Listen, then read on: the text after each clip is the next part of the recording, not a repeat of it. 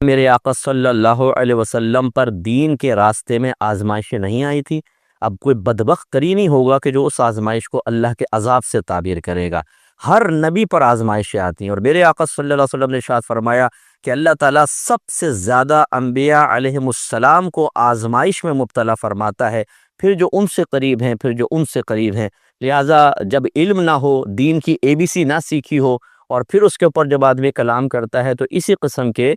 جملے زبان سے نکلتے ہیں۔ ایسے بھائی بہنوں سے ہماری گزارش ہے، خدا را دین کو آزاد رکھیں، دین کو معاف کر دیں۔ آپ دنیاوی معاملے میں اپنے رائے کا اظہار کریں، سیاست پہ کریں، سیاست دانوں پہ کریں، غیبت نہیں ہونی چاہیے، لیکن اپنے رائے کا اظہار آپ کرنا چاہیں دنیاوی معاملات میں کریں۔ دین کے لیے صرف علماء کو چھوڑ دیں، یا جو صاحب علم لوگ ہیں وہ رائے دے سکتے ہیں۔ اسی طرح کہتے ہیں کسی کو دیکھ کر کہا کہ یہ اللہ کا عذاب آ گیا ہے، کیا حکم شرع ہوگا؟ اچھا، آزمائش اللہ کا عذاب کب بنتی ہے؟ کہ جب انسان نافرمان ہے، گناہگار ہے، اب کوئی آزمائش اس پر آئی تو ہم کہہ سکتے ہیں یہ اللہ نے تجھے سزا دی ہے۔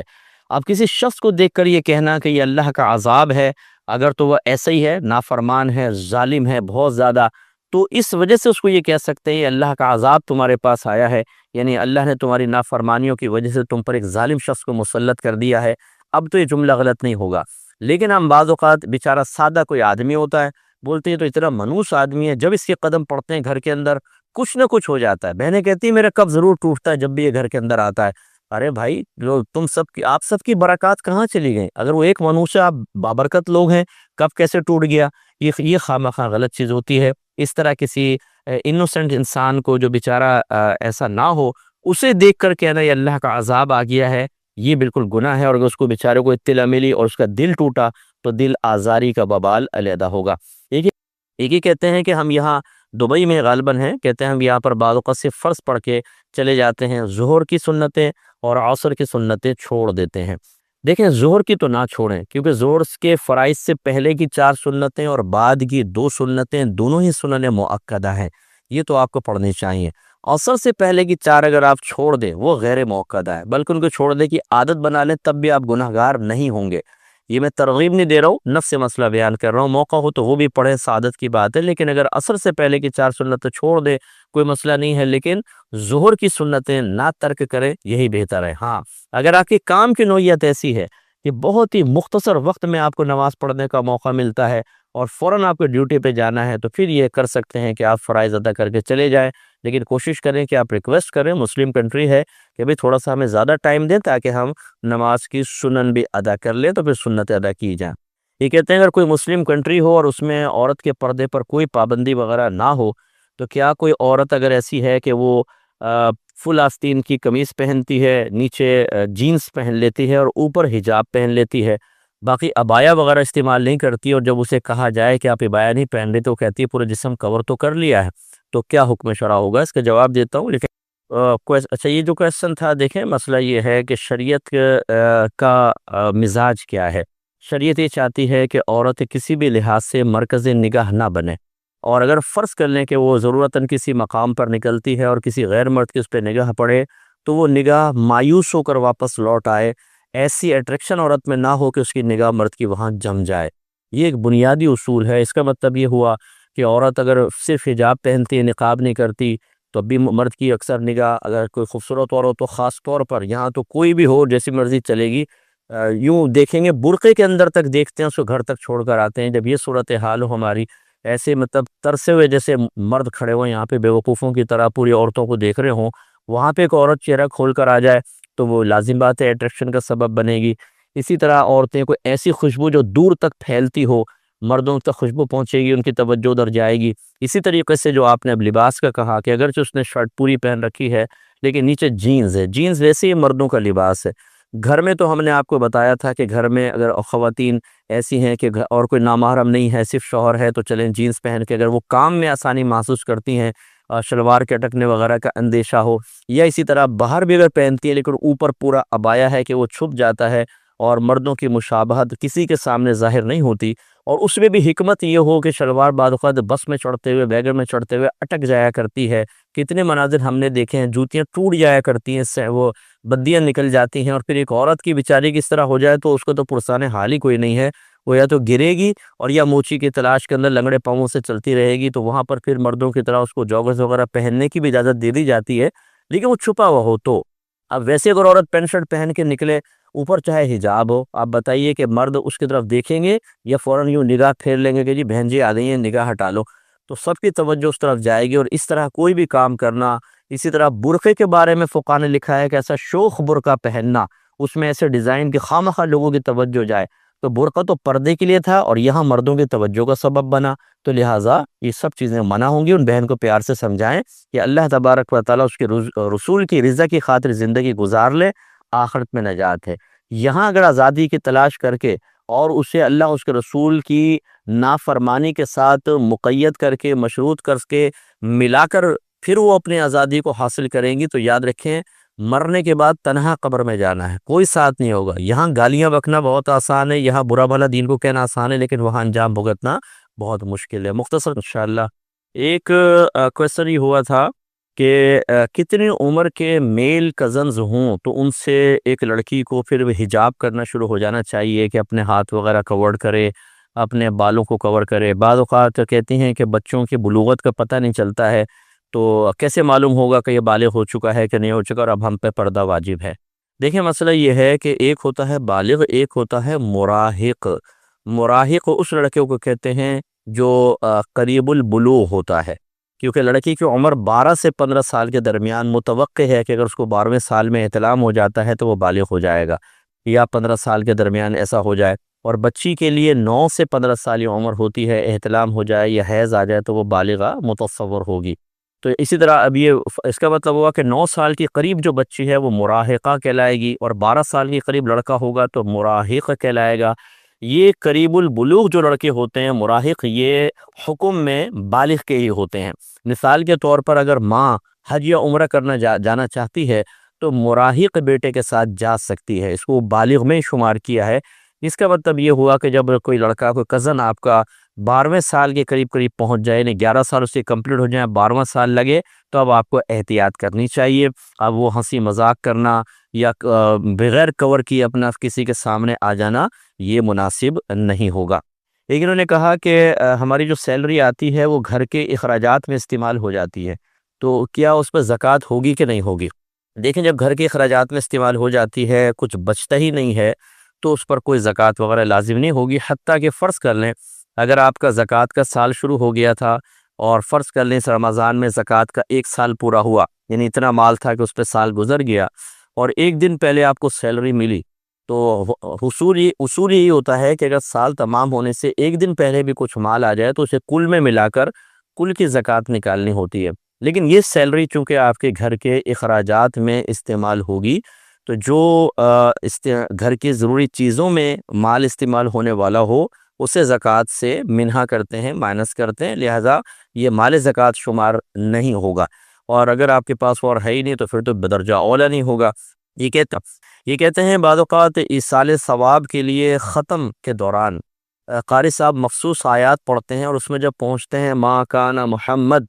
اس پر پہنچتے ہیں، آیت پڑھتے ہیں، تو کیا اس پر حق نبی کہنا جائز ہے، اور کیا ہم درود پاک زبان سے پڑھ سکتے ہیں؟ دیکھیں یہاں تو حق نبی کہنے کی کوئی مسئلہ ہی نہیں ہے۔ ہاں وہ جو آیت درود ہوتا ہے کہ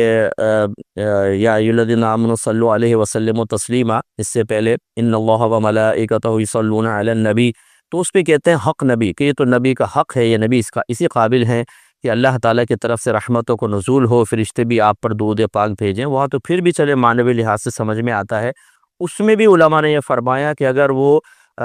وقف کرتا ہے قاری دونوں حصوں کے درمیان تو حق نبی کہنا جائز، اور کنٹینیوسلی پڑھ رہا ہے تو چونکہ قرآن عظیم کا حکم ہے کہ جب قرآن پڑھا جائے تو اس کو خاموشی سے سنو، تو پھر وہ گناہ گار ہوگا۔ اگر وہ کنٹینیوسلی پڑھ رہا ہے تو وقف کرے تو کہہ سکتے ہیں۔ اسی طرح قاری صاحب جب قرأت کرتے ہیں بیچ میں سبحان اللہ ماشاء اللہ کہتے ہیں، اگر قرأت موقوف ہو گئی ہے بیچ میں وہ رکے ہیں تو کہہ سکتے ہیں، اگر کنٹینیوسلی کہہ رہے ہیں تو اس کے بیچ میں ماشاء اللہ سبحان اللہ کہنا بھی منع ہوگا۔ لیکن اس میں ما کان محمد کہ اس کا مفہوم یہ ہے کہ نہ تو نبی کریم صلی اللہ علیہ وسلم تم میں سے کسی مرد کے والد نہیں ہیں، تو اب اس کے اوپر حق نبی کہنا یہ تو ویسے نہیں بنتا۔ اور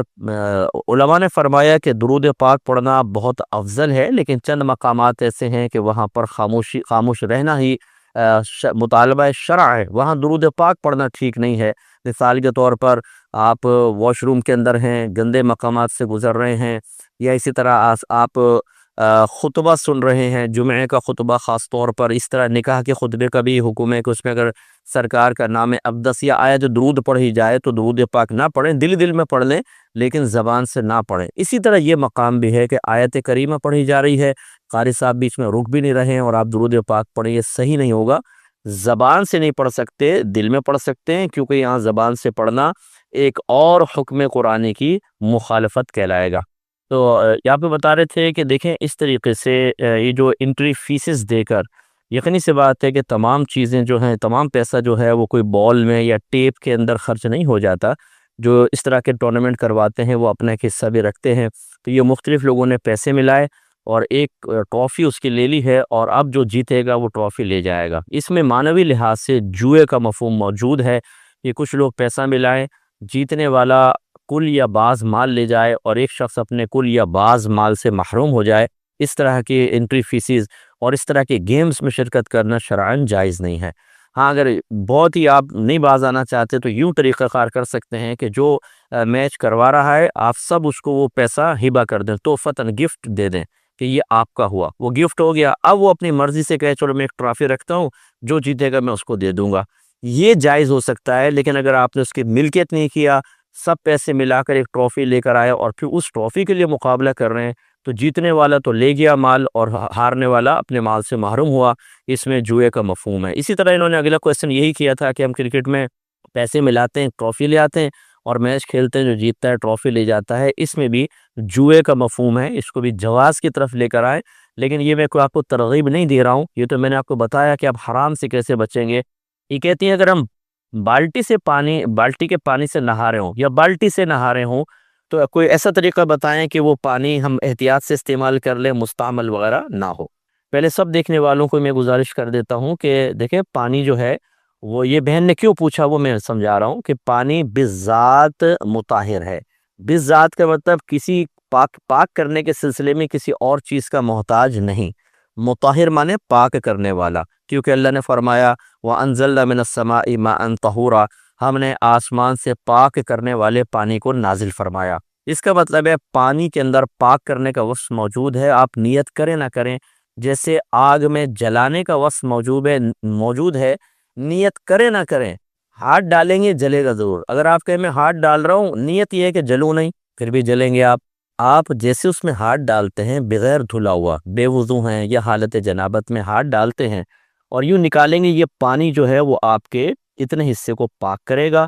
پاک کرنے کا مطلب یہ ہے کہ آپ کے ہاتھ پر ایک نجاست تھی جو اس پانی میں مل گئی، یہ پانی مستعمل کہلاتا ہے۔ حالانکہ بے وضو شخص کے جسم پر کوئی ظاہری نجاست نہیں ہوتی، لیکن شریعت نے کہا ہے کہ نجاست ہے، تبھی تو ہم بے وضو نماز نہیں پڑھ سکتے۔ پہلے اس نجاست کو وضو کے ذریعے دور کرو۔ ایسی نجاست جو نظر نہیں آتی اس کو نجاست حکمیہ کہتے ہیں۔ اس کا مطلب اگر بالٹی میں آپ نے ہاتھ ڈال دیا تو اتنے حصے کا وضو ہو گیا، یا اتنے حصے کی ناپاکی اتر کے پانی میں مل گئی، یہ مستعمل ہو گیا، اب اس سے آپ وضو یا غسل نہیں کر سکتے۔ یہ وہ بہن پوچھ رہی ہیں کہ ہم غسل کریں تو کس طرح کریں کہ پانی مستعمل نہ ہو، استعمال شدہ نہ ہو۔ اب اس کا طریقہ یہ ہے کہ آپ پہلے اتنے ہاتھ دونوں علیحدہ دھو لیں، تاکہ اگر بالٹی میں ڈبہ وغیرہ ہے اپنا ہاتھ ڈالے تو پانی ناپاک نہ ہو، مستعمل نہ ہو، پھر وہ ڈبہ نکال کے آپ احتیاط سے نہائیں۔ ہاں یہ ضرور ہے جب آپ نہا رہے ہیں اور کچھ چھینٹیں فرض کر لیں آپ کے بدن کی اس پانی میں چلی گئیں، تو جو آپ کے بدن سے گر رہا تھا یہ مستعمل پانی تھا، کیونکہ نجاست حکمیہ لے کر گر رہا ہے۔ جو بالٹی میں پانی ہے وہ غیر مستعمل ہے، اور اصول یہ ہوتا ہے کہ مستعمل اور غیر مستعمل آپس میں مل جائیں، جس کی مقدار زیادہ ہوگی حکم اسی کا ہوگا۔ اس کا مطلب ہے نہاتے ہوئے چند چھینٹیں پانی میں چلی بھی گئیں تو بالٹی میں غیر مستعمل کی مقدار چونکہ زیادہ ہے، اس لیے وہ سب کا سب نہانے کے قابل ہی رہے گا، آپ کی ایک آدھ چھینٹ جانے سے پانی ناپاک یعنی مستعمل نہیں ہوگا۔ دیکھیں فدیہ تو پوری زندگی وقت ہے، اگر کسی کے اوپر فدیہ لازم ہو جاتا ہے، جیسے کوئی بہت ہی بوڑھے ہیں، اب آئندہ زندگی میں روزے رکھ ہی نہیں سکتے، کوئی بہت بیمار ہے، آئندہ صحت کی امید نہیں ہے، تو وہ ایک صدقہ فطر کی مقدار ایک روزے کے بدلے میں صدقہ کر دیں، اس کو فدیہ کہتے ہیں۔ یہ رمضان میں بھی دے سکتے ہیں، رمضان کے بعد بھی دے سکتے ہیں۔ صدقہ فطر جو ہے اس کا مستحب وقت ہے عید سے پہلے ادا کرنا۔ یہ اکثر ہمارے یہاں ہوتا ہے، اسٹال لگے ہوتے ہیں، لوگ عید کی نماز پڑھنے آ رہے ہوتے ہیں، وہاں دے رہے ہوتے ہیں۔ یہ مستحب ہے، لیکن اس سے بھی افضل یہ ہے کہ رمضان کے دوران ادا کیا جائے۔ کئی صحابہ کرام رمضان کے دوران ادا کرتے تھے، اس کی وجہ یہ تھی تاکہ غریب تک مال پہنچے اور وہ عید کی تیاری کر سکے، لیکن اس کا وقت بھی پوری زندگی ہے۔ لہٰذا اگر کسی نے یہ سمجھا کہ عید گزر گئی، ہم صدقہ فطر ادا نہیں کر سکے تو اب وہ معاف ہو گیا، ایسا نہیں ہے، بعد میں بھی آپ ادا کر سکتے ہیں، لیکن خواہ تاخیر کی تو یہ مناسب نہیں ہے۔ عذر کے سبب ہے تو پھر اللہ تعالیٰ معاف فرمانے والا ہے۔ بہن یہ کہتے ہیں کہ یہ صاحب نصاب ہیں لیکن ان کی انکم وغیرہ کوئی بھی نہیں ہے، تو یہ بچے جو خرچ دیتے ہیں، ان کے جو اولاد ہیں، اسی سے یہ اپنا خرچ چلاتی ہیں اور اسی سے پھر اپنے زکوٰۃ بھی ادا کر دیتی ہیں۔ کیا حکم شرع ہوگا؟ دیکھیں، چونکہ بچے آپ کو وہ مال خرچ کے لیے آپ کی ملک میں دے دیتے ہیں، آپ کو مالک بنا دیتے ہیں، تو آپ مالکہ ہو گئیں۔ اب آپ اس مال سے اگر زکوٰۃ نکالتے ہیں تو وہ اپنے ہی مال سے آپ زکوٰۃ نکال رہی ہیں، اس میں کوئی حرج نہیں ہے، بالکل درست ہے۔